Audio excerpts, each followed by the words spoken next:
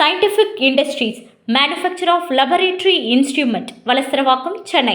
நலம் தரும் நல்லார் சித்த மருத்துவமனை, கிருஷ்ணகிரி, சென்னை. சார், பெரியார் எது பண்ணாலும் அதுக்கு பின்னாடி மக்கள் பணி இல்லை மக்களுக்காகன்ற ஏதோ ஒரு விஷயம் இருந்ததுனால தான் சார் அவர் பண்ணியிருக்காரு. கேட்ட கேள்விக்கு நேர்மையாக இப்போ பதில் சொல்லணும், இல்லைன்னா தாவேகா நிர்வாகி மாதிரி எழுந்து வந்து கடிச்சிடுவேன். வணக்கம், நான் திருசக்தி சுந்தரராமன் பேசுகிறேன். தொடர்ந்து உங்கள்கிட்ட வள்ளுவம் சேனல் மூலமாக பேசிக்கொண்டிருக்கிறேன். நீங்களும் வந்து பார்த்து ரசித்து கொண்டிருக்கிறீர்கள். அதே சமயம் நீங்கள் எவ்வளவு ரசிக்கிறீங்க அப்படிங்கிறது வந்து எங்களுக்கு வந்து அதிக ஊக்கத்தை கொடுக்கும். அது இன்னும் எங்களுடைய முயற்சிகளை வெற்றிகரமாக்கும். அப்படின்னா என்ன செய்யணுன்னா, நீங்கள் தொடணும். சப்ஸ்கிரைபுன்னு இருக்குது பாருங்கள், அதை வந்து நீங்கள் வந்து அழுத்திட்டிங்கன்னா போதும். அதை எல்லோரும் தயவு பண்ணி அதை பண்ணிங்கன்னா தொட்டுவிட நமது உறவு தொடரும். வள்ளுவம் நேயர்களுக்கு வணக்கம். அரசியல் பேசு நிகழ்ச்சிக்கு உங்களை வரவேற்பதில் மகிழ்ச்சி. நம்மோடு இணைந்திருக்கிறார் மூத்த பத்திரிகையாளர் திரு திருசக்தி சுந்தரராமன் அவர்கள். சார் வணக்கம். சார் வணக்கம் ராபின், சொல்லுங்கள். நல்லா இருக்கீங்களா சார்?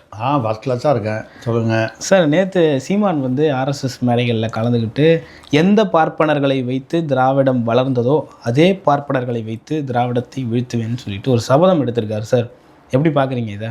உண்மையை தான் சொல்லியிருக்காரு.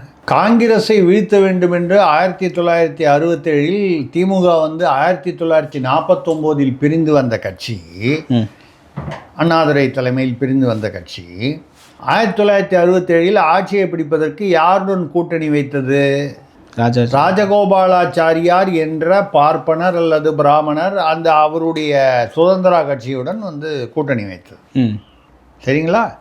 அந்த கூட்டணி அன்னைக்கு வைக்கலைன்னா திமுக ஆட்சிக்கே வந்திருக்காது. 67 வந்திருக்காது. அதுக்கப்புறம் மறுபடியும் வந்திருக்கலாம். அது வேறு அடுத்த தேர்தலில் என்ன நடந்திருக்குன்னு சொல்ல முடியாது. ஆனால் 67 அவர்கள் ஆட்சிக்கு வருவதற்கு பெரும் காரணமாக இருந்தது ஒரு பார்ப்பனர், ராஜாஜி என்ற பார்ப்பனர். அவர் சுதந்திரா கட்சி ஒரு கட்சி வச்சுருந்தார். இவர்கள் வந்து இந்த பார்ப்பன துவேஷம் என்பதை வந்து, அது துவேஷம் என்று சொல்வதை விட அது துவேஷம் என்கிற ஒரு வேஷம். நம்மளே பேசியிருக்கோம். ஈவேரா அவர்கள் வந்து பார்ப்பனர்கள் ஒழிக பார்ப்பனியம் ஒழுகன்னு போய் போராட்டம் பண்ணணும், கூட்டம் போட்டு பேசணும் போது கோபிச்செட்டிப்பாளையத்துக்கு போகும்போது அங்கே இருக்கிற லட்சுமணையர் வீட்டில் போய் உட்காந்து சாப்பிட்டுட்டு 3 வேளையும் நல்லா சாப்பிட்டுட்டு ரெஸ்ட் எடுத்துகிட்டு அடுத்த தெருவில் போய் கூட்டம் போட்டு பார்ப்பனர்கள் ஒழிகன்னு சொல்லிட்டு மறுபடியும் உங்கள் வீட்டில் வந்து ராத்திரி சாப்பிட்டுட்டு மறுநாளைக்கு கிளம்பி வருவார். அவர் லட்சுமணையர்கள் சுதந்திர போராட்ட தியாகி. கோபிச்செட்டிப்பாளையத்தில் பஸ் ஸ்டாண்டு, ரயில்வே ஸ்டேஷன் எல்லாத்துக்கும் நிலம் வந்து அவருடைய பூர்வீக சொந்த நிலத்தை தான் தானமாக கொடுத்தவர். கோபிச்செட்டிப்பாளையத்துக்கு போனீங்கன்னா அநேகமாக பாதி கோபிச்செட்டிப்பாளையம் அவர் தானமாக கொடுத்த இடத்துல தான் கவர்மெண்ட் பில்டிங் எல்லாமே இருக்குது. ஓகே. அவர் வீட்டில் போய் தங்கி அங்கிருந்து போய் வெளியே அடுத்த தெருவில் போய் அங்கே வந்து நல்லா சாப்பிட்டுட்டு உங்கள் கையால் காப்பி போட்டு கொடுங்க மாமி அப்படின்னு கேட்டு சாப்பிட்டுட்டு அங்கே போய் பார்ப்பனர்கள் ஒழிக பார்ப்பனியம் ஒழிகன்னு பேசிட்டு மறுபடியும் வந்து டிஃபன் சாப்பிட்டுட்டு ராத்திரி சாப்பாடு சாப்பிட்டு இவர் வந்தால் உட்கார்றதுக்குனே அவர் தனியாக ஒரு ஈஸ்டியார் ஒன்று தனியாக வாங்கி வச்சுருந்தார். இதெல்லாம் வந்து நிகழ்வுகள்.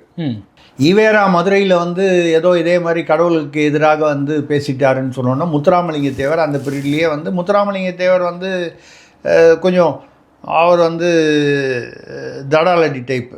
அவர் என்ன சொன்னார், இந்த ஈவே ராமசாமி நாயக்கர் வந்து எப்படி மதுரையை தாண்டி போகிறார் நான் பார்க்குறேன்ட்டார். ஆமாம். அப்போ அவரை காப்பாற்றியவர் அவர் வந்து சாமிநாதையரோ சங்கரையரோ யாரோ ஒருத்தர், ஒரு பார்ப்பனர். இவருக்கு தெரிந்தவர்.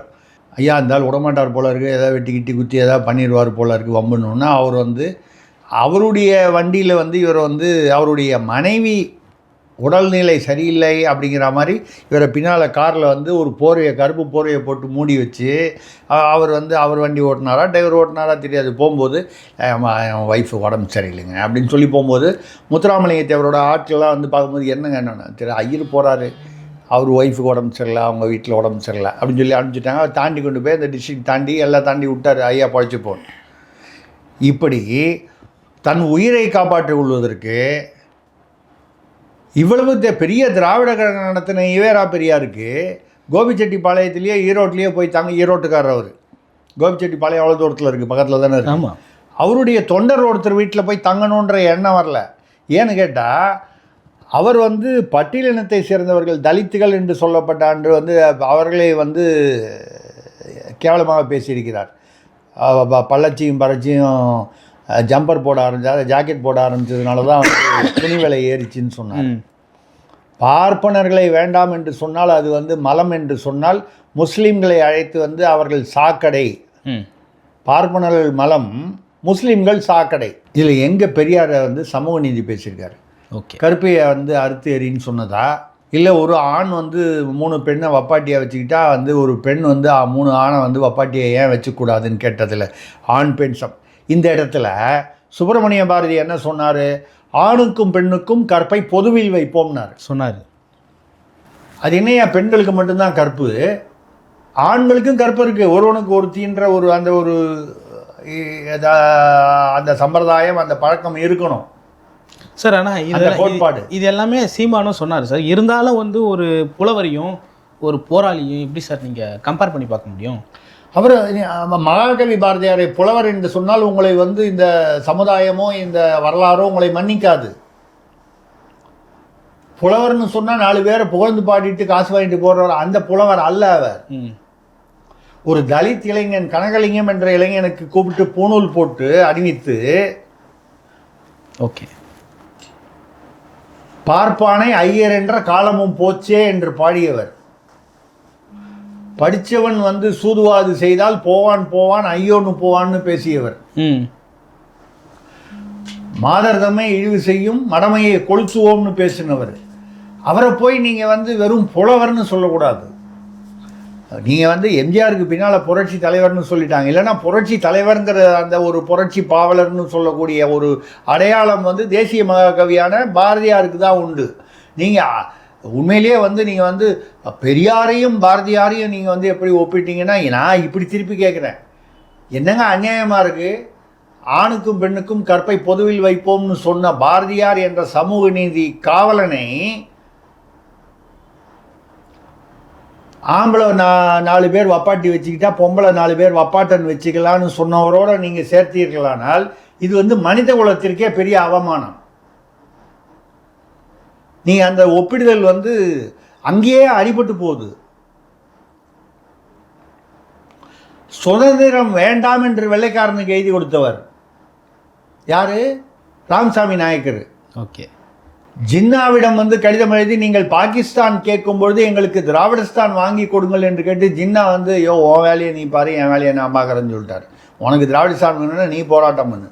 இந்தியா சுதந்திரம் பெற்ற பிறகு அந்த அந்த கான்ஸ்டியூஷன் புக் இருக்க சட்ட அமைப்பை, அம்பேத்கர் தலைமையில் எழுதப்பட்ட அந்த சட்ட அமைப்பை கொளுத்தியவர் சார். பெரியார் எது பண்ணாலும் அதுக்கு பின்னாடி மக்கள் பணி இல்லை மக்களுக்காகன்ற ஏதோ ஒரு விஷயம் இருந்ததுனால தான் சார் அவர் பண்ணியிருக்காரு.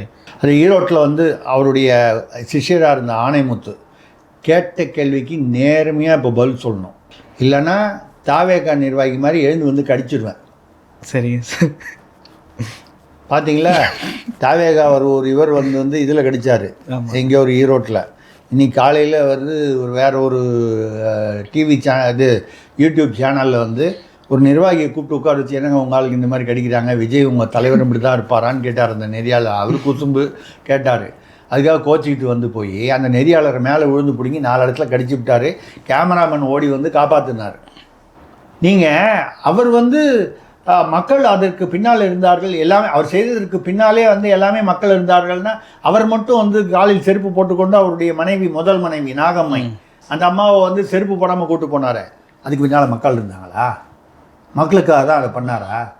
பெண்கள் செருப்பணியக்கூடாது, பெண்கள் முன்னேற்றம், பெண்களுக்கு சமூக நீதினா முதல்ல என்ன பண்ணியிருக்கணும்? நீ செருப்பு போட்டு வரும்போது பின்னால் வர பொண்டாட்டி நீ செருப்பு போட்டுவான்னு செருப்பு வாங்கி கொடுத்துருக்கணுமா இல்லையா? ஆமாமா இல்லையா? கண்டிப்பாக கொடுத்துருக்கணும் சார். கொடுத்துருக்கணும்ல. அதுக்கப்புறம் இவர் வந்து நான் சொல்லலை, அவருடனே பயணித்து அதுக்கப்புறம் அவர்கிட்ட வெளியே வந்து ஆணைமுத்து எழுதிய புத்தகத்தில் இருக்குது, ஆவணப்படுத்தி இருக்கிறது. அதில் போய் பாருங்கள். ஈரோட்டில் காவிரி கரையில் போய் வந்து வேசிகளுடன் இவர் வந்து விபச்சாரிகளுடன் கூத்தடிப்பார். யார்? ஈவே ராமசாமி நாயக்கர். அப்போது தன்னுடைய அந்த முதல் மனைவி நாகம்மை அதாவது அவங்க அப்புறம் இறந்துட்டாங்க, நோய்வாய்ப்பட்டு அந்த மாதிரி இறந்துட்டாங்க.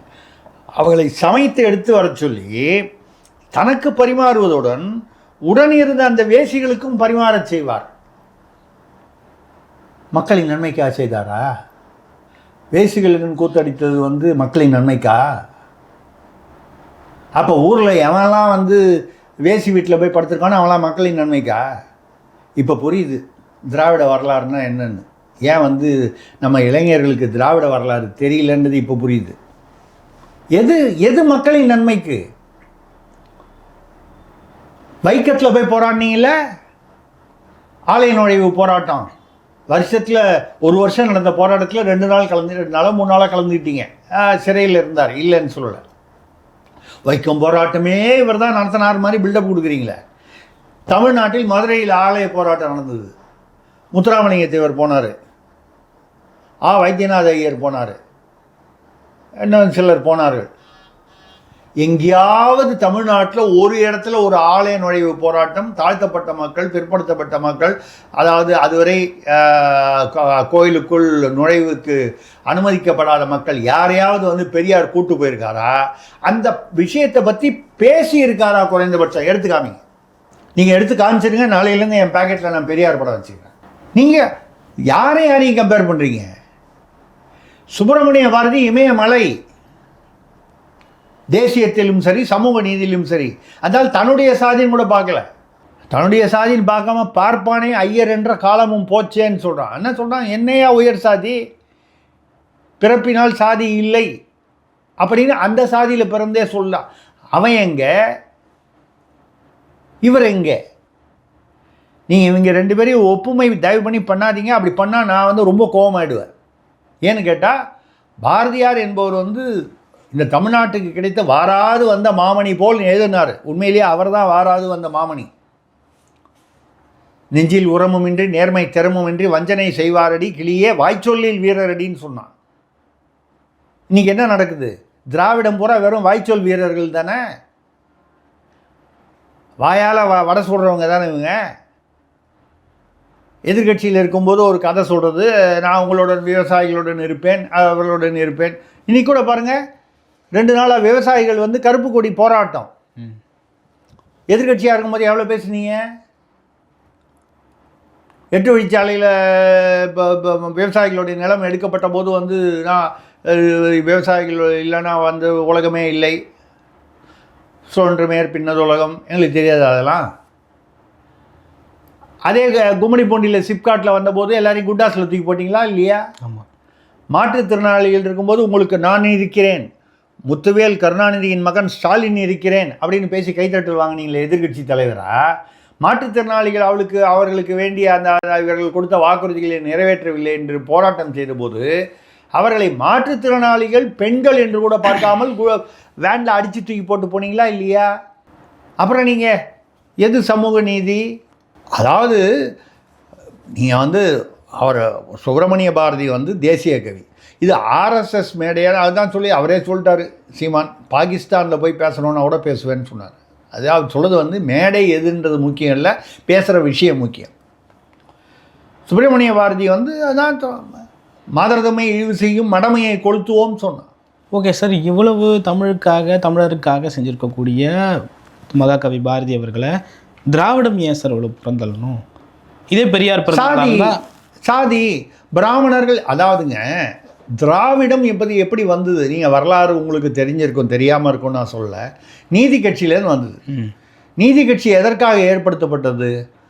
அந்த காலகட்டத்தில் கல்வியில் சிறந்தவர்களாக பிராமணர்கள் இருந்ததாலோ என்னவோ பல பதவிகளில், அரசு பதவிகளில், பிரிட்டிஷார் காலத்திலும் சரி அதற்கு பிறகும் சரி சுதந்திர அதை ஒட்டிய காலகட்டத்தில் அவர்கள் பல பதவிகளில் இருந்தார்கள். அவர்களை வந்து அந்த பதவிகளில் வந்து இருப்பதை வந்து போட்டியாக கருதி நீதி கட்சி உருவாக்கப்பட்டது. யாரால் உருவாக்கப்பட்டது? தமிழர்களால் அல்ல, திராவிடர்களால். அப்படின்னா உங்களுக்கு வித்தியாசம் புரியும். அங்கே இருந்தது மேனன், ரெட்டி, நாயுடு, இப்படி தான். அப்படி சொல்லும்போது ஏதோ அவர்களை அந்நியர்களாக நான் சொல்வதாக நினைக்க வேண்டாம். நீங்கள் தமிழர்கள் என்று சொன்னால் அதில் ஒரு தமிழர் கூட இல்லை, எம்சி ராஜா என்பவரை தவிர. எம்சி ராஜா வந்து ஒரு தலித். ஆமாம். அவருமே இங்கு தலித்துகளுக்கு நியாயம் கிடைக்க வாய்ப்பே இல்லை நீதி கட்சியில்னு சொல்லி தனியாக வெளியே வந்துட்டார். அப்போ நீங்கள் தலித்துகளும் கூடாது, சிறுபான்மையினரும் கூடாது, பிராமணர்கள் கூடாது. அப்போ யார் இருக்கணும்? இப்போ நான் வந்து என்ன சொல்கிறேன், பிற்படுத்தப்பட்டவர்களை நீங்கள் முன்னாள் சமூகத்தில் முன்னேற்றுவது என்றால் நியாயமான விஷயம். இப்போ கூட நீதிபதி ஜிஆர்எஸ் அவர்களுக்கு எதிராக இம்பீச்மெண்ட் கொண்டு வந்திருக்காங்க. இடஒதுக்கீடை பற்றி ஒரு பெரிய அருமையான தீர்ப்பை கொடுத்தவர் அவர். ஓகே, இடஒதுக்கீடு இன்னும் தொடர வேண்டும், ஏனென்றால் அந்த சமுதாயத்தில் அந்த இடஒதுக்கீட்டை நிறுத்தும் நிலை இன்னும் வரவில்லை என்று சொன்ன ஒரு நீதிபதி. ஓகே, அவருடைய சாதி என்னங்கிறத பார்க்காதீங்க. அப்புறம் நாங்கள் உங்கள் சாதி என்னன்னு பார்த்தா சாதி என்ன, குலத்தொழில் என்ன, அப்படிலாம் பார்க்க போனால் வந்து தமிழ்நாட்டில் வந்து அப்புறம் அதுக்கு வந்து ஒரு முடிவே இல்லாமல் போய்விடும். அது நாகரிகமும் இல்லை. நான் பார்க்கணுன்னு சொல்லலை. எதுக்கெடுத்தாலும் சாதி. தாவேகா வந்து தலைவருக்கு வந்து விஜய்க்கு வந்து கட்சி நடத்தும் பண்பு, தலைமை பண்பு இல்லை என்று ஒரு நீதிபதி சொன்னாரே, அதுக்காக அந்த வரதராஜனை கூட யூடியூபரை வந்து கைது செய்தார்கள் நேதாஜி டிவி. அவர் எந்த சாதின்னு நீங்கள் சொல்லுங்கள் பார்ப்போம். இவ்வளோ வருஷமாக நீங்கள் வந்து யூடியூபராக இருக்கீங்க, சொல்லுங்கள் எந்த ஜாதின்னு. சார் ஜஸ்டிஸோட சாதி இல்லாமல் சார் தெரிஞ்சுக்க முடியும். அவரும் செந்தில்குமார் ஒரு ஜஸ்டிஸு. அதே மாதிரி தானே ஜிஆர்எஸ். ஓகே, ஜிஆர்எஸ்ஐ மட்டும் சாதி சொல்லி ஏன் திட்டுறீங்க? நான் கேட்குறது செந்தில்நாதனை வந்து அவர் வந்து நீதிபதி அவர்களை வந்து சாதி சொல்லணுன்னோ சாதியை சொல்லி திட்டணுன்னோ விமர்சனம் செய்யணுன்னோ நான் 1% கூட சொல்லவில்லை. சொல்லக்கூடாது என்பதுதான் என்னுடைய கருத்தம். ஓகே, ஆனால் அப்போது வராத சாதி ஜிஆர் சாமிநாதன் வந்து ஏதோ ஒரு குறிப்பிட்ட சாதியை சேர்ந்தவர் என்பது மட்டும் வந்து பிரதிபலிப்பது ஏன்? ஓகே, நான் இவர் சாதி சொன்னதுனால அவர் சாதி சொல்லுங்கன்னு சொல்லலை. நீதிபதி என்று வந்துவிட்டால் நீதிபதி, நீதித்துறை என்பது ஒரு சாதி, இல்லை ஒரு வகுப்பு, இல்லை ஒரு துறை. அதில் எல்லா சாதியிலும் இருக்காங்க. ஏங்க அவர் விடுதலை சிறுத்தையில் இருக்கக்கூடிய ரவிக்குமார் அவர்களே என்ன சொல்லியிருக்காரு? தமிழ்நாட்டில் தான் வந்து வன்கொடுமை குற்றங்கள் அதிகமாக நிகழ்கின்றன இந்தியாவில், சொன்னாரா இல்லையா? NCPRP ரிப்போர்ட் படி சொல்லியிருந்தார். அவங்க ஆய்வை சொன்னார்னா கூட சொன்னது யார்? கூட்டணி கட்சியை சேர்ந்தவர் MP ரவிக்குமார். அது மட்டும் இல்லாமல் என்ன சொன்னார், மற்ற இடங்கள்லாம் வந்து அவர்களுக்கு தண்டனை பெற்று தரும் விகிதம் வந்து 34, 38ன்னு இருக்குது. எங்கள் வட மாநிலங்கள். ஆமாம், நம்ம வழக்கமாக சொல்லுவோமே பானிபூரின்னு, அந்த பானிபூரிகளெல்லாம் வந்து 34, 38. இங்கே 12.1 12%. ஓகே, 12 ஓட்டி 38, 34 எங்கே இருக்குது, 12 எங்கே இருக்குது? ஓகே. அப்போ தமிழ்நாட்டில் பட்டியலினத்தவருக்கோ பிற்படுத்தப்பட்டவருக்கோ பாதுகாப்பு இல்லை, ஓகே, இல்லை குறைவாக இருக்கிறது, நியாயம் கிடைப்பதில்லை, குற்றங்கள் நிகழ்கின்றன அதிகமாக. ஆனால் அதற்கேற்ற தண்டனை இல்லைன்னா என்ன அர்த்தம்? சில ஆதிக்க சாதிகள் அந்த அவர்களுக்கு தண்டனை கிடைப்பது அவங்கள தண்டிக்கக்கூடாது. ஏன் தண்டிக்கக்கூடாது? இப்போ ஆதிக்க ஜாதி வந்து எது? பிராமணர்களா? மொத்தமே 3%, 1.5% அமெரிக்காலையும் ஆஸ்திரேலியாலையும் இருக்குது. இந்த 1.5%லேயும் 3/4% வந்து மழை பெஞ்சா வெயில் அடித்தா ஓட்டு போட போகாது. நான் ஓப்பனாக தான் சொல்கிறேன். ஓகே, இவர்களா? இல்லை. தென் மாவட்டத்தில் தேவேந்திர குல வேளாளருக்கு வந்து பிராமணர்களுடனான பிரச்சனை இல்லை. வட மாவட்டங்களில் பறையர்களுக்கு பிராமணர்களுடனான பிரச்சனை இல்லை. இல்லை வேறு வந்து கொங்கு பகுதியில் வந்து பறையர்கள் அல்லது மற்ற இவங்க பட்டியலினத்தவர்களுக்கு யாருடன் பிரச்சனை? கொங்கு வேளாளருடன். இங்கே வந்து முக்குளத்தோர், அங்கே வந்து வன்னியர். இப்படி சாதிகளை தூண்டிவிட்டு,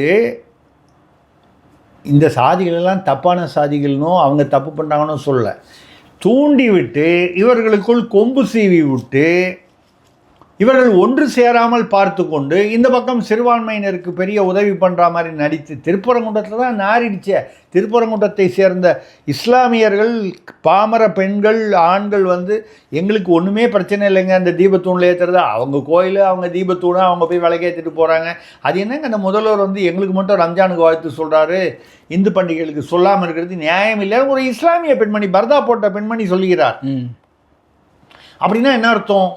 தமிழ்நாட்டில் இந்துக்களும் முஸ்லீம்களும் அடிமட்டத்தில் ஒன்றாகத்தான் இருக்கிறார்கள். அவர்களுக்குள் எந்த பிரச்சனையும் இல்லை. அப்போது கொம்பு சீவுறது யார்? அரசியல்வாதிகள். அவர்களுடைய சுயநலத்திற்காக, வாக்கு வங்கிக்காக. அங்கே போய் நான் அங்கே தான் பிரியாணி, அங்கே தான் வந்து நான் பிரியாணி கொடுப்பேன். யோ, அங்கே நீ அது வேற எங்கேயா பிரியாணி கொடுத்துருப்பேன், இந்த தர்காவில் போய் கொடு. குரானில் முகமது நபி என்ன சொல்லியிருக்காரு? நீங்கள் குரான் படிச்சிருக்கீங்களா? ஏதோ கொஞ்சம் முன்ன பின்னா சார். நான் படிச்சிருக்கேன். நான் இஸ்லாமியன் ஆக வேண்டும் என்பதற்காக படிக்கவில்லை, எல்லாத்தையுமே படித்து தெரிஞ்சுக்கணுங்கிற ஒரு ஆர்வத்தினால். ஓகே. அதில் முகமது நபி அவர் என்ன சொல்கிறாரு? தரைக்கு மேல் எழுந்த எந்த சமாதியுமே இஸ்லாமிய இருக்கக்கூடாது, அதை வந்து இடித்து தள்ள வேண்டும் சொல்கிறாரு. அப்போ தர்கா எல்லாமே வந்து தரைக்கு மேலே சமாதி தான் தர்கா. நம்ம வந்து எடுத்து தள்ளணும் நம்ம சொல்லலை, கூடாதுன்னு நம்ம சொல்லலை, அது அவங்களுடைய விருப்பம். முகமது நபி சொல்வது எல்லாத்தையுமே அவங்க கேட்குறாங்களான்னு கேட்டால் எல்லா மதத்துலேயுமே அப்படி தான். முன்னோர்கள் சொன்னது எல்லாமே நம்ம கேட்குறோமா? இந்து மதத்தில் மட்டும் கேட்டுறோமா? கிறிஸ்தவ மதத்தில் மட்டும் இயேசு கிறிஸ்து சொன்னதோ இல்லை மற்றவர்கள் சொன்னது எல்லாமே நம்ம இன்றைக்கி கேட்டுறோமா? கேட்குறது இல்லை. ஓகே. சிலது எது சௌகரியமாக இருக்கோ அதை கேட்குறோம், எது வேண்டாமோ அதை விட்டுறோம். அப்போது நீங்கள் இந்த இந்து அதாவது சாதிகளுக்கு நடுவில், மதங்களுக்கு நடுவில் கொம்பு செய்து விடுவது யார்? ஜிஆர்எஸ் அவர்களை வந்து, நீதிபதியை வந்து சட்ட அமைப்பின்படி அவர் ஏதாவது குற்றம் செய்திருந்தால், லஞ்சம், ஊழல், மோசடி, இல்லை தனிப்பட்ட முறையில் ஏதாவது குற்றம் இப்படி செய்திருந்தால் மட்டுமே இம்பீச்மெண்ட் எனப்படும் பதவி நீக்கம் செய்ய முடியும். ஓகே. அதுக்குமே 7 ஸ்டெப், 7 படிகள் இருக்குது. ஜனாதிபதி வரைக்கும் போகணும். இது வரைக்கும் யாரையும் பெருசாக பண்ணதில்லைன்னு நினைக்கிறேன். பெருசாக இல்லை, ஒருவரை கூட செய்ததில்லை. ஓகே. தமிழ்நாட்டிலிருந்து ராமசாமி என்கிற ஒரு கொஞ்சம் காங்கிரஸ் சார்பான ஒரு அவரை வந்து 40 லட்சம் ரூபாய் வீட்டுக்கு ஃபர்னிச்சர் வாங்கிட்டார். யாரோ ஒரு கிளைண்ட்டுக்கு வந்து அவனுக்கு ஜட்மெண்ட் கொடுக்கறதுக்கு நல்ல ஃபேவரபிள் ஜட்மெண்ட்டுக்காக 40 லட்சம் ரூபாய்க்கு ஃபர்னிச்சர். எப்போது? 25 வருஷத்துக்கு முன்னால் 40 லட்சம் ரூபா, இன்றைக்கி 4 கோடி ரூபா. அதுக்கப்புறம் தினகரன் ஒருத்தர் 400 கோடி ரூபா சொத்து சேர்த்துட்டார். மதுரை அந்த திண்டுக்கல் பகுதியில் வந்து சொத்து சேர்த்துட்டார். இவங்க எல்லாமே இம்பீச்மெண்ட் போய் கிட்டத்தட்ட இம்பீச் ஆகிடுவாங்களும் போது இப்போ பதவி விலகிட்டாங்க. பதவி விலகினதுனால இம்பீச்மெண்ட் வேணான்னு விட்டாங்க. ஓகே. அந்த யஷ்வந்த் வர்மா, இதை தமிழ்நாட்டில்னு சொல்கிறது வந்து நமக்கு அடையாளத்துக்காக இங்கே இருக்கிறதுனால சொல்கிறோம். யஷ்வந்த் வர்மான்னு ஒரு ஆள் வீட்டில் பின்னால் அவுட் ஹவுஸில் 50 கோடி ரூபா கேட்டால் என்னது இல்லை, யாரோ கொண்டு வந்து வச்சுட்டாங்கன்னா அவனை இம்பீச் பண்ணல. பிஆர் கவாய் முன்னால் இருந்தார், இப்போ உச்சநீதிமன்ற தலைமை நீதிபதியாக இருந்து பதவி ஓய்வு பெற்றாரே, அவர்கிட்ட ஒரு வழக்கு வருது. ஏதோ ஒரு கோயிலில் சாத்னாவா ஏதோ ஒரு கோயிலில் அங்கே வந்து ஒரு விஷ்ணுவுடைய பிரம்மாண்டமான சிலையை வந்து கழுத்து வெட்டப்பட்டிருக்கிறது. அது ஏன்னா வந்து அது ஏதோ மோலாயர்கள் காலத்துலேயோ ஏதோ வெட்டப்பட்டிருக்கிறது, அதை வந்து தொல்லியல் துறையை வச்சு சரி பண்ண சொல்லணும்னு ஒரு பொதுநல வழக்கு போடுறான். ஒன்று டிஸ்மிஸ் பண்ணுங்க, இல்லை ஏற்றுக்குங்க, தொல்லியல் பொருளுக்கு அவங்களுக்கு வந்து ஒரு நோட்டீஸ் கொடுங்க, எதை வேணாலும் செய்யுங்க, அதெல்லாம் உரிமை இருக்குது.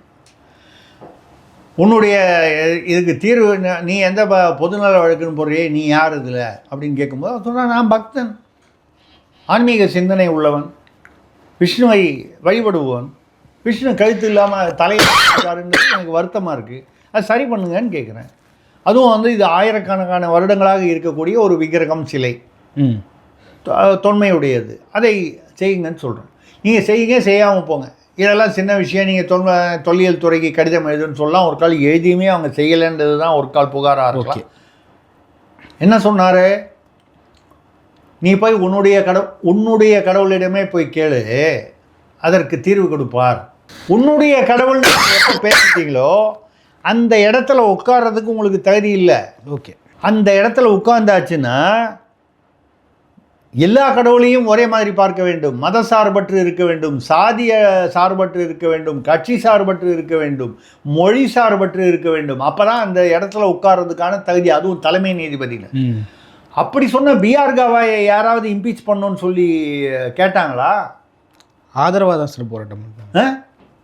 அவருக்கு ஆதரவாக விசிகா திமுகலாம் போராட்டம் பண்ணாங்க. யாருக்கு ஆதரவா? கவாய்க்கு ஆதரவா. என்ன இந்த மாதிரி உன்னுடைய கடவுளிடம் போய் கேள்னு சொல்வது வந்து நாகரிகமான பண்பாடு, அதை தாக்குனது தப்பு அப்படின்னு சொல்லிட்டு தாக்குனது இல்லைங்க. அதை ஒருத்தர் செயற்படுத்த அடித்தாரு, நம்ம வந்து அதை நியாயப்படுத்தணும். அந்த செயற்படுத்த அடித்தவரை வந்து கண்டிப்பாக வந்து வழக்கு போட்டு சட்டபூர்வமாக நடவடிக்கை எடுக்கணும். பிஆர் கவாய் பேசியது தவறு, இது தேவையில்லாத கிண்டல் என்றால் கூட எவருக்குமே, அதுவும் ஒரு முதிய வழக்கறிஞர், அவர் வந்து எடுத்து செருப்படுத்தி வீசியது என்பது மிக மிக தவறான, கண்டிக்கத்தக்க, தண்டிக்கத்தக்க செயல். அதுக்கு ஆதரவாக பேசுங்க. பட் அவர் பேசுனது ரைட்டா? அப்போ ஒரு நீதிபதி வந்து உன் கடவுள் என் கடவுள் என அவர் புத்த மதத்தை தழுவிட்டார். இதையே வந்து புத்தர் வேண்டாம், அப்படி நடக்க வேண்டாம். ஆப்கானிஸ்தானில் என்ன பண்ணாங்க, இந்த தாலிபான்கள் வந்து ஆட்சிக்கு வரும்பொழுது, ஆட்சிக்கு இல்லை, அவங்க கொஞ்சம் ஆதிக்கம் பெற்றிருக்கும்போது அங்கே இருந்த மிகப்பெரிய பிரம்மாண்டமான தொன்மையான புத்தர் சிலைகள்லாம் வந்து குண்டு வைத்து தகர்த்தார்கள். நம்ம புத்தர் சிலைன்றதுக்காக வந்து நான் இந்துன்றதுக்காக அது சரின்னு சொல்ல முடியுமா? அது புத்தர் என்பவர் பௌத்த மதத்தை சேர்ந்தவர்களுடைய மனது புண்படுகிறது என்பதை தாண்டி கௌதம புத்தரை வெறும் வந்து ஏதோ ஒரு சாதியோ ஒரு மதமாகவோ பார்க்காமல் இந்த சமுதாயத்திற்கு வழிகாட்டிய ஒரு தலைவராக பார்க்கிறோம். அப்போ அவருடைய சிலைகளை தகர்ப்பது என்பது கொடுமையான குரூரமான செயல். ஓகே சார், இந்தியாவை பொறுத்த வரைக்கும் பௌத்த மதமும் இந்து மதத்தினுடைய ஒரு கிளை, சமண மதம் இதெல்லாம் வந்து கிளை, சீக்கிய மதம்லாம் ஒரு கிளையாக கருதப்படுவது. இப்போ நான் என்ன சொல்கிறேன்னா, நீங்கள் வந்து அதாவது நீங்கள் கேஸ் வந்து டிஸ்மிஸ் பண்ணுங்கள், இல்லை வந்து ஏற்றுக்குங்க, இல்லை நோட்டீஸ் கொடுங்க, அது என்ன வேணா பண்ணுங்கள். அது வந்து சட்ட ரீதியாக உங்களுக்கு எது சரி என்று படுகிறதோ, நீங்கள் சரி என்று நினைப்பது இன்னொரு நீதிபதிக்கு தவறு என்று கூட படலாம். கண்டிப்பாக அதை பற்றி சொல்ல. இப்போ இவரை இம்பீச் பண்ணோன்னு ஜிஆர்எஸ் சொல்கிறீங்களே, அதுக்கு மேல்முறையீடு போனாங்க ஜெயச்சந்திரன் அவர்கள், நீதிபதி மேதகு ஜெயச்சந்திரன் அவர்கள், கே ராமகிருஷ்ணன் அவர்கள், இவங்க 2 பேரும் அந்த மேல்முறையீடை தள்ளுபடி பண்ணாங்க. ஆமாம்.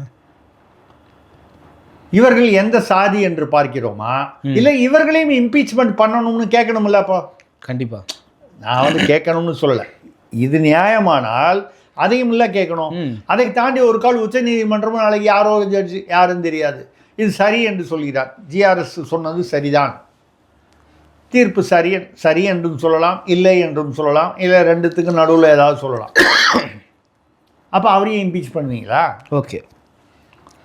அப்போ இந்த இம்பீச் பண்ணுறதுன்றது வந்து நீங்கள் வந்து அவர் வந்து ஆர்எஸ்எஸ் எதுக்காக சொல்லணும்னா, சீமான ஆர்எஸ்எஸ் மேடை இருக்கட்டுமே, ஆர்எஸ்எஸ் மேடையாக இருந்தா என்ன சரி? இப்படி இதே 1999 2004 கருணாநிதி என்ன பேசினார்? ஆர்எஸ்எஸ் மிக சிறந்த ஒரு சமுதாய ஒழுக்கமுள்ள ஒரு சமூக இயக்கம்னு பேசினாரா இல்லையா? பாஜக என்பது மதவாத கட்சி அல்ல, அப்படி சில பேர் சொல்லுவது தவறான கருத்துன்னு சொன்னாரா இல்லையா? சார், இன்னும் ஒரு படி மேலே போய் திராவிட இயக்க தொண்டர்கள் ஆர்எஸ்எஸ்னுடைய நல்ல விஷயங்களை மக்கள் மத்தியில் கொண்டு போய் சேர்க்கணும்னு சொன்னார் சார். யார்? கருணாநிதி அவர்கள் தான் அதான் சொன்னார். அது சொன்னாரா இல்லையா? அப்போ இப்போ கருணாநிதிக்கு எதிராக திமுக போராட்டம் செய்யுமா? அப்போ திமுக கருணாநிதி அவர்கள் அந்த நேரத்தில் ஆர்எஸ்எஸ் சார்பாக இருந்தாரா?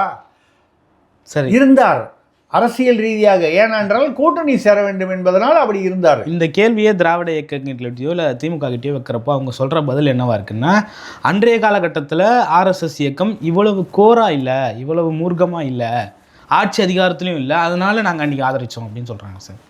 அப்போ ஆட்சி அதிகாரத்தில் இருப்பது தான் உங்கள் கண்ணை உறுத்துகிறது. பாஜக ஆட்சி அதிகாரத்தில் இருப்பது தான் உறுத்துகிறது என்றால், அந்த ஆட்சி அதிகாரத்தில் அவர்களை 1999 2004 உட்கார வைத்ததே திமுக தானே. நீங்கள் ஆட்சி அதிகாரத்தில் உட்கார்ந்தது தான் எனக்கு எங்கேயோ பின்னால் கொத்துதுன்னு சொல்கிறீங்களே, அவங்கள கொண்டு போய் அந்த நாற்காலியில் உட்கார வைத்தது வாஜ்பாயை பிரதமராக அந்த இதில். அது ஏன்? அப்போது வந்து அது அதிமுகவுக்கு எதிராக இருக்கணுங்கிறதுக்காக போனாங்க. அதாவது இந்த திமுக அதிமுக இந்த பிரச்சனைகள்லாம் அதிமுகவுக்கு எதிராக இருக்கணும். ஏன்னா அதுக்கு முன்னால் ஜெயலலிதா அவர்கள் வந்து வாஜ்பாய் ஆட்சிக்கு ஆதரவு கொடுத்து விட்டு 13 நாளில் வந்து ஆதரவை விலக்கி கொண்டார். அப்போ ஜெயலலிதாவுக்கு எதிராக நாங்கள் வந்து பாரு, ஜெயலலிதா வந்து விலக்கி விட்டார் ஆதரவை, நாங்கள் போய் சேர்ந்துக்கிறோம். அது மட்டும் இல்லை சார், வாஜ்பாய் வந்து ரைட் மேன் இந்த ராங் பார்ட்டின்னு சொன்னார் சார். ரைட் மேன் சார், அதனால் ஆதரவு கொடுத்தாங்க சார். யார்? அது ஏன் உங்களுக்கு? ஏன்னா வந்து முரசொலி மாறனை வந்து நீங்கள் வந்து அங்கே வந்து அவர் 1 வருடமாக வந்து நியூயார்க்கில் ட்ரீட்மெண்ட் வரும்போது இலாகா இல்லாத அமைச்சராக அவருடைய செலவு பூரா வந்து சேர்த்துக்கிட்டார். அதனாலேயா? முரசொலி மாறன் குடும்பத்தில் பணமே இல்லாத பாமர மக்கள், அவங்க ஏழைகள், அதனாலேயா? இப்போ கூட வஉசி அவர்களுடைய பேத்தி வந்து அவங்க பேத்தி மீனாட்சி, மரகத மீனாட்சி ராஜான்னு அவங்க பேசியிருக்காங்க. திருச்சி சிவா பாராளுமன்றத்தில் வந்து வஉசி பேரையே வடநாட்டில் யாருமே வந்து சொல்கிறது இல்லை, எதுக்கும் வைக்கிறது இல்லைன்னு கேட்குறாரு. அதுக்கு வந்து அந்த அம்மா கேட்குறாங்க, தமிழ்நாட்டில் வந்து என்ன பண்ணீங்க? எந்த நூலகத்துக்கு வஉசி பேர் வச்சிங்க? எந்த கட்டடத்துக்கு வஉசி பேர் வச்சிங்க? சார், இப்போ கூட வேலுநாச்சியார் பேரை வந்து பாலத்துக்கு வச்சுருக்காங்க சார். அது ஏன் வச்சாங்க? விஜய் வந்து வேலுநாச்சியார் ஒரு ஐக்கானை போட்ட புறம் வச்சாங்க. அதுக்கு முன்னால் வச்சாங்களா? 4.5 வருஷமாக ஆட்சி பண்ணுறாங்களா, இப்போ தானே வச்சாங்க. வந்து 4 வருஷத்துக்கு என்ன பண்ணாங்க? இது 6வது முறை ஆட்சிக்கு வந்திருக்காங்க. என்ன பண்ணாங்க? அவங்க வஉசியுடைய பேத்தி கேட்குறாங்க, வஉசிக்கு வந்து நீங்கள் என்ன பண்ணியிருக்கீங்க தமிழ்நாட்டில்? அவர் பேரில் என்ன வச்சுருக்கீங்க? அங்கே வந்து டெல்லியில் சிலை வைக்கிற இடத்துல யாருக்கு சிலை வச்சுருக்காங்க? அவங்க பேசுகிறத நான் சொல்கிறேன். முரசொலி மாறனுக்கு சிலை வச்சுருக்காங்க. முரசொலி மாறன் சுதந்திரத்திற்காக சுதந்திர போராட்ட வீரர். அவர் தமிழ்நாட்டிற்கு முரசொலி மாறன் என்ன செய்து விட்டார்? அவர் குடும்பம் வந்து 40 சேனல் வச்சுருக்குன்றதை தவிர மந்திரியாக இருந்தார், அரசியல்வாதியாக இருந்தார், கருணாநிதிக்கு ஏறக்குறைய வலது கையாக இருந்தார். அதெல்லாம் அரசியல் ரீதியான விஷயங்கள். நாட்டிற்காக என்ன செய்தார்? நாட்டின் சுதந்திரத்துக்காகவோ சுதந்திரத்துக்கு அப்புறம் வந்து மக்களுடைய நல்வாழ்க்கைக்காக என்ன பண்ணார்? நான் கேட்கலையா, வஉசி குடும்பம் கேட்குது. முரசொலி மாறனுக்கு சிலை வச்சிங்களா, அந்த இடத்துல வஉசிக்கு வச்சிருக்கலாமேன்னு கேட்குறாங்க. தூத்துக்குடி வஉசி துறைமுகத்துக்கு பேர் வச்சது வந்து இந்த மாநில அரசு, திமுக அரசு வைக்கல, மத்திய அரசு வச்சுது. அது எந்த அரசோ? அப்போ நீங்கள் வந்து நம்ம தமிழ்நாட்டில் வந்து இருந்த சுதந்திர போராட்ட வீரர்களுக்கு ஐயா பாரதியாரை பிடிக்கல உங்களுக்கு, ஏன்னா அவர் வந்து குறிப்பிட்ட சாதியை சேர்ந்தவர். வஉசி என்னையா பண்ணார்? அவர் அந்த சாதியை சேர்ந்தவர் இல்லையே, இல்லையா? திருப்பூர் குமரன் என்னையா பண்ணார்? அவர் அந்த சாதியை சேர்ந்தவர் இல்லையே. ஓகே. அப்போ என்ன திமுக, அதாவது மறுபடியும் வந்து அண்ணாதுரையே காணாமல் போயிட்டாரா? இப்போது போஸ்டர்களையும் காணோம், பல இதுலேயும் காணோம், அண்ணாதுரையே காணாமல் போயிட்டார். திமுகவுடைய நிறுவனரான அண்ணாதுரையே காணோம். திருப்பி ஒன்று பெரியார்னு அவர் ஃபோட்டோ போடுறீங்க, இல்லைன்னா கருணாநிதி ஃபோட்டோ, அதுக்கப்புறம் வரிசையாக வந்து ஸ்டாலின், உதயநிதி, இன்பநிதி வரைக்கும் வந்துருச்சு. இப்படி இந்த குடும்பம் ரைட்டு போட்டுக்கிறீங்க. இவரெல்லாம் சுதந்திர போராட்ட வீரர்கள் இல்லையா? ஓகே. வாஞ்சிநாதன் இல்லையா? வாஞ்சிநாதன் அந்த சாதி ரைட்டு விட்டுருங்க. அந்த சாதியை விட்டுட்டு மற்றவங்களாம் வஉசியோ இல்லை வந்து எத்தனையோ பேர் இருக்காங்க. திருப்பூர் குமரன், மறைமலை அடிகள், தமிழுக்காக செய்தவர்கள், திருவிக்கா, இப்படி உவேசா இருக்கார், அவர் ஐயர் வேண்டாம். ஓகே. அப்போ தான் சொல்லுவேன், இந்த பிராமணர்களை வைத்து வளர்ந்து நீங்கள் வந்து அவர்கிட்ட இவரோட ஆடிட்டர் யார்? திமுகவில் இருக்கிற ஆடிட்டர்கள்லாம் யார்? வக்கீல்கள் இன்றைக்கி யார் அட்வொகேட் ஜெனரலாக வச்சுருக்கீங்க? ஒரு பிராமணர் தான். நான் ஏன் வச்சிங்கன்னு கேட்கல, அவருக்கு திறமை இருக்க வச்சுருக்கீங்க. அதுக்கு முன்னால் இருந்தவர் ஏதோ கோச்சிக்கிட்டு நீங்கள் டெல்லியில் போய் ஏதோ நான் சொல்கிற மாதிரி பேசுங்கன்னு சொன்ன அவர் பேர் என்ன, சண்முக சுந்தரமா, அவர் வந்து முடியாதுன்ட்டார். அந்த கசப்பில் அவர் ராஜினாமா பண்ணிட்டு போயிட்டார் எதிர்பாராத விதமாக. ஓகே. அப்பொழுது PS ராமன் அவர்களை வைத்தார். அப்பொழுது பிராமணர் பரவாயில்லையா? ஏன் அந்த இடத்துல நீங்கள் இவர் வழக்கு போட்டார்? நான் ஏற்கனவே நம்ம பேசியிருக்கோம். திருமாவளவன் அதிமுக காலத்தில் வழக்கு போட்டார். என்ன போட்டார்? இந்த சட்ட அதிகாரிகள்னால் advocate general, additional advocate general, public prosecutor, chief public prosecutor, APP, இதெல்லாம் அந்த சட்ட அதிகாரிகள் வரும். நிறைய போஸ்ட் வரும், 1000 போஸ்ட் வரும். ஒரு சின்ன நீதிமன்றங்களுக்கெல்லாம் கூட வரும். இதில் வந்து எங்களுக்கு 20% வந்து ஒதுக்கீடு வேணும்னு கேட்டார். கேட்டது ரைட்டாக தப்பா அப்படிங்கிறத தாண்டி கேட்டார் என்பது உண்மை. அதிமுக காலத்தில் கேட்டார், கொடுக்கல, வழக்கு போட்டார் உயர்நீதிமன்றத்தில். அந்த உயர்நீதிமன்றத்தில் வழக்கு போட்டபோது அதற்கு வந்து VCK சார்பில், திருமாவளவன் சார்பில் ஆஜராகியவர் என்னுடைய நண்பர் பழனிமுத்து என்கிற ஒரு வழக்கறிஞர். அவரும் வந்து இவருடைய அங்கனூர், இவருடைய ஊர், இவர் திருமாவளவனுடைய ஊருக்கு அதே ஊரை சேர்ந்தவரோ பக்கத்து ஊரை சேர்ந்தவரோ, அவரும் பட்டியலினத்தை சேர்ந்தவர், பறையர் தான் அவர். திமுக ஆட்சிக்கு வந்தோடனே என்ன பண்ணியிருக்கணும்? அதிமுக கொடுக்க மாட்டேன்னு நிச்சயா ஹைகோர்ட்டுக்கு போயிட்டார். திருமாவளவனும் ஸ்டாலின்கிட்ட போய் கேட்டிருக்கணும். ஸ்டாலினும் திருமாவளவனை கூப்பிட்டு உட்கார வச்சு பேசி, கோர்ட்டெல்லாம் ஏன் போகிற, ஏதாவது ஒன்று 20% கொடுத்தா சரியாக வராது, 10% கொடுக்குறோம், போக பார்க்கலாம், கொடுத்துருக்கலாமா? நீதிமன்றத்தில் 2023 வரைக்கும் அது வந்து வழக்கு நடந்து, திமுகவை சார்ந்த வில்சன் அவர்கள் மூத்த வழக்கறிஞர் அவர். இதற்கு எதிராக VCKவுடைய வழக்குக்கு எதிரணியாக அரசு தரப்பில் வந்து இந்த மாதிரி வந்து இதுவே இல்லை, முன் உதாரணமே இல்லை, கொடுக்க வேண்டிய அவசியம் இல்லைன்னு சொல்லும்போது, இந்த தரப்பிலேருந்து VCK தரப்பிலிருந்து வழக்கறிஞர் வந்து கர்நாடகாவில் இப்படி ஒரு முன் உதாரணம் இருக்கிறது, ஏதோ 1-2 மாநிலங்களில் இருக்கிறதுன்னு சொல்கிறாங்க. ஆனால் முன்னுதாரணம் ஒன்றும் பெரும்பான்மையான மாநிலங்களில் இல்லை அப்படின்னு சொல்லி வழக்கு வந்து தள்ளுபடி செய்யப்பட்டு விட்டது.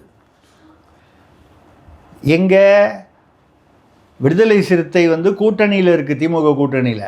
வழக்கு போட வேண்டிய அவசியம் வந்தது அதிமுக காலத்தில் இருந்தால் கூட திமுக வந்தவொடனே வழக்கை விட்ரா பண்ணிட்டு சுமூகமாக தீர்த்து கொண்டிருக்கலாமே. கடைசி வரைக்கும் வழக்கு போட்டு தோற்று போனாலும் அவங்களுக்கு கொடுக்கலையே, இன்னி வரைக்கும் கொடுக்கலையே. ஆனாலும் வந்து திரும்ப வந்து அடங்க மறு அத்துமீறுன்னெலாம் வெளியில் வசனம் பேசுகிறாரே தவிர அந்த வழக்கு வந்து தோற்று போய் இவர்கள் கொடுக்கவில்லை என்ற உடனேயே அந்த கூட்டணியிலிருந்து திரும்ப வெளியில் வந்திருக்கணுமா இல்லையா? இன்றைக்கி பேசுகிறாரு, காங்கிரஸை விட நாங்கள் பெரிய கட்சி, எங்களுக்கு 20 சீட்டு வேணும்னு. காங்கிரஸை விட பெரிய கட்சின்னா காங்கிரஸுக்கு வந்து நான் காங்கிரஸுடைய தமிழ்நாடு காங்கிரஸை பற்றி என்னுடைய கருத்து வேற. அவங்க வந்து எப்போவுமே கோஷ்டிகளாக இருப்பார்கள் என்பதற்கு இப்போ தமிழ்நாடு பிஜேபியிலும் கிட்டத்தட்ட ஒரு மாதிரி வந்தது, இப்போ வேறு மாதிரி போய்கிட்டு இருக்கு. ரைட், இது சகஜமான விஷயம்னு சொன்னால் கூட காங்கிரஸை விட நாங்கள் பெரிய கட்சி என்று சொல்லக்கூடிய நீங்கள் தைரியமாக திருமாவர்கள் தனியாக ஒரு தடவை வந்து விசிகா நின்று பார்த்து 5%, 6%, 8% எவ்வளோ ஓட்டு வருதோ வாங்கணும். ஏன் அந்த தைரியம் இல்லை? நீங்கள் அப்படி அதைரியமாக இருக்கிறீர்கள். உங்களுக்கு அந்த தைரியம் இல்லை என்பதை தெரிந்து தான் உங்கள் முதுகில் ஏறி வந்து திமுக சவாரி செய்கிறது. இது வரைக்கும் நின்று இருக்காங்களா? எப்போவாவது ஒரு முறை திமுக வந்து கூட்டணி இல்லாமல் நின்று இருக்கிறதா? அந்த தைரியம் இருந்தது, அந்த ஆண்மை இருந்தது தமிழ்நாட்டில் யாருக்கு தெரியுமா? அந்த பேராண்மை இருந்தது ஜெயலலிதா என்ற பெண்ணுக்கு மட்டும்தான். 2014 பாராளுமன்ற தேர்தலில் தனியாக நின்று ஒரு கட்சியுடனும் கூட்டணி சேராமல், சிறு கட்சிகளோட கூட்டணி சேராமல் 39 சீட்டில் 37 சீட்டு வாங்கினாங்க. ஜெயலலிதாவுக்கு இருந்த தைரியம் வந்து ஏன் வந்து அவங்க தலித் ஏழுமலை என்ற ஒரு தலித் இவரை வந்து வேட்பாளரை பொது தொகுதியில் நிறுத்தி ஜெயிக்க வைத்தார். அதுக்கப்புறம் அவர் பாமக போய் அவர் அமைச்சரானார், அது வேறு விஷயம். தனபால் என்ற அருந்ததியரை வந்து அவர் இல்லை ஏன் வந்து சபாநாயகர் ஆக்குனாங்க, அதுக்கு பின்னால் ஒரு சின்ன கதை இருக்குது, தெரியும்ல உங்களுக்கு. அவர் வந்து சமைத்து அவருடைய ஏரியாவில் ஏற்பாடு பண்ணும்போது ஒரு மீட்டிங்கில் வந்து ஒரு நிகழ்ச்சி, அதில் வந்து அவர் வீட்டில் இருந்தோ அவர் ஏற்பாடு செய்தோ சமைத்திருக்கிறார்கள். திமுகவின் அதிமுக மற்ற அரசியல்வாதிகள் எல்லாம் வந்துட்டு அவர் அருந்ததியர் என்பதால் அந்த சாப்பாட்டை புறக்கணித்து விட்டு சென்று விட்டார்கள். எல்லாமே மிச்சமாகி தூக்கி கொட்ட வேண்டி வந்தது. அடுத்த முறை வந்து நிகழ்ச்சி ஒன்று நடத்தும் பொழுது தனபால் வந்து சாப்பாடு ஏற்பாடு செய்யவில்லை. அப்போ ஜெயலலிதா கூப்பிட்டு கேட்குறாங்க, என்ன தனபால் நிகழ்ச்சியெலாம் ஏற்பாடு பண்ணீங்க, சாப்பாடு அரேஞ்ச் பண்ண வேணாமா? இல்லைம்மா, போன தடவை நான் பண்ணேன், யாருமே சாப்பிடல, தூக்கி கொட்டுற மாதிரி ஆயிடுச்சு. இந்த மாதிரி அருந்ததியர்ன்றதுனால வந்து ஜாதி வித்தியாசம் பார்த்து மறுபடியும் ஏன் வேஸ்ட் பண்ணணுன்றதுக்காக நான் பண்ணல. ஏன் நீங்கள் இதை அப்போவே என்கிட்ட சொல்லலை? இல்லைம்மா, உங்கள்கிட்ட சொல்லி வருத்தப்பட வைக்க வேணாம். அப்படியா? மறுநாள் அதை ஒட்டி அவரை சபாநாயகர் ஆக்கிவிட்டார். யாரெல்லாம் சாப்பிட மாட்டேன்னு சொல்லி எம்எல்ஏலாம் வந்து சொல்லியிருந்தானோ அந்த கட்சியில் மட்டும் இல்லாமல் எல்லா கட்சிக்காரனும் உள்ளே நுழைந்தால் முதல்வர் ஜெயலலிதா உட்பட எழுந்து நிற்க வேண்டும். நீங்கள் வந்து சமூக நீதியை பற்றி நீங்கள் பேசுகிறீர்கள். அந்த சமூக நீதி ஆலய நுழைவு போராட்டம் நடத்திய யார்? முத்துராமலிங்க தேவரும் வைத்தியநாதரும். அதை சட்டமாக கொண்டு வந்தது யார்? ராஜாஜி என்கிற பார்ப்பனர் கொண்டு வந்தார் அந்த சட்டத்தை. தலித் ஏழுமலையை வந்து பொது தொகுதியில் நிற்க வச்சாங்களே, ஆர்ஆர்சாவை என்ன பண்ணாங்க? பெரம்பலூர் வந்து தனி தொகுதியாக நிற்கும் போது அவரை நிற்க வச்சாங்க. அது பொது தொகுதியாக அந்த ரீக்ளாசிஃபிகேஷனில் வரும்போது பெரம்பலூரில் நிற்க வைக்கலாம்ல, அவருடைய சொந்த மாவட்டமாச்சே. இது வரைக்கும் எங்கே நிற்கிறாரு? நீலகிரியில் நிற்கிறார். ஏன்? அப்போது அந்த பட்டியலினத்தை சேர்ந்தவருக்கு பொது தொகுதியில் வந்து நிற்க தகுதி இல்லையா? அப்போ தீண்டாமையை வளர்ப்பது யார்? யாரோ ஒரு சாதி சொல்கிறீங்களா, அவங்களா? பாப்பாத்தின்னு சொல்கிற அந்த அம்மாவுக்கு இருந்த தைரியம் உங்களுக்கு யாருக்காவது இருக்கா? ஓகே, ஒரு பொம்பளைக்கு இருந்த தைரியம் இத்தனை பேர் ஆம்பளைகள் இருக்கக்கூடிய ஒரு கட்சியில் யாருக்காவது இருக்கா? ஓகே சார், பல்வேறு கருத்துக்களை பகிர்ந்து கொண்டீங்க. மற்றும் ஒரு காலையில் சந்திப்போம். நன்றி சார். நன்றி, வணக்கம்.